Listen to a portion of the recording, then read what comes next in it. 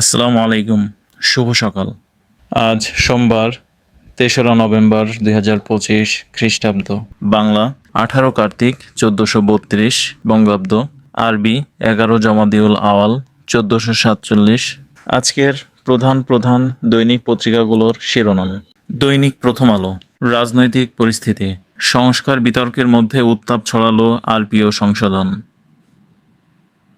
দাবি পুরোপুরি পূরণ না হলেও নির্বাচনের পথে এনসিপি, মেনে নিল শাপলা কলি।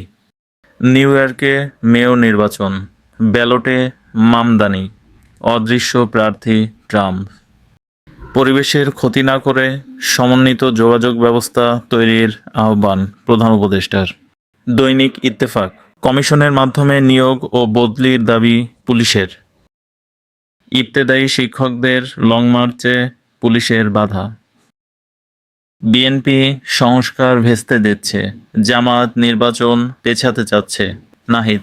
অন্য দেশের সরকার বদলের রাজনীতি আর করবে না যুক্তরাষ্ট্র, মার্কিন জাতীয় গোয়েন্দা পরিচালকের মন্তব্য। যুগান্তর। বছরে আয় ৩৬৩ কোটি টাকা, চাঁদাবাজির স্বর্গরাজ্য রাজধানীর ৩ বাস টার্মিনাল। দলগুলোর মধ্যেও দূরত্ব, সন্দেহ, শঙ্কা। নির্বাচনের পিছু ছাড়ছে না অনিশ্চয়তা। অনিয়ম প্রমাণ হলে বাতিলে দ্বিধা নয়, আদানির সঙ্গে চুক্তি প্রসঙ্গে জ্বালানি উপদেষ্টা। খেলাপি রোধে অধ্যাদেশের খসড়া চূড়ান্ত, পাচারের সম্পদ সন্ধান করবে অর্থঋণ আদালত। কালের কণ্ঠ। সেই দেশগুলো এখন কি বলছে? গণভোট যেন না হয় গণপ্রতারণা। কোনো ষড়যন্ত্রই বিএনপিকে জনগণ থেকে বিচ্ছিন্ন করতে পারবে না, তারেক রহমান। আমার দেশ, জটিলতার মেঘ কেটে যাচ্ছে, জুলাই জাতীয় সনদ বাস্তবায়ন। ৩০০ আসনে প্রতিদ্বন্দ্বিতার প্রস্তুতি নিচ্ছে এনসিপি, সংবাদ সম্মেলনে নাহিদ ইসলাম। আওয়ামী লুটপাটে বিদ্যুতের বিল বেড়েছে ২৫%, জাতীয় কমিটির অন্তর্বর্তী প্রতিবেদন। ফুটপাতের পুরোটাই দখল, ঝুঁকি নিয়ে সড়কে পথচারী। ইসরায়েলি নেতাদের নাম পাল্টানোর নেপথ্যে। সমকাল। রাজনৈতিক সমঝোতায় বড় বাধা পারস্পরিক অবিশ্বাস।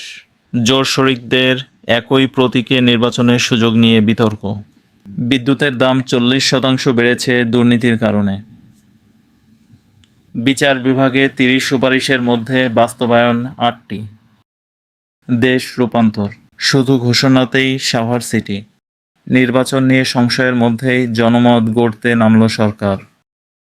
ইনু হানিফের বিরুদ্ধে বিচার শুরুর আদেশ, মানবতা বিরোধী অপরাধ।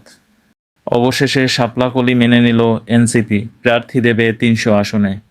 কারবেলা। নানা সংকটে রিক্রুটিং এজেন্সি হুমকির মুখে শ্রম রপ্তানি। অনৈক্য ঘোচাতে চায় সরকার, উপদেষ্টা পরিষদের বিশেষ সভা আজ। জনমনে জিজ্ঞাসা বাড়ছে, যথাসময়ে কি নির্বাচন হবে? তারেক রহমান।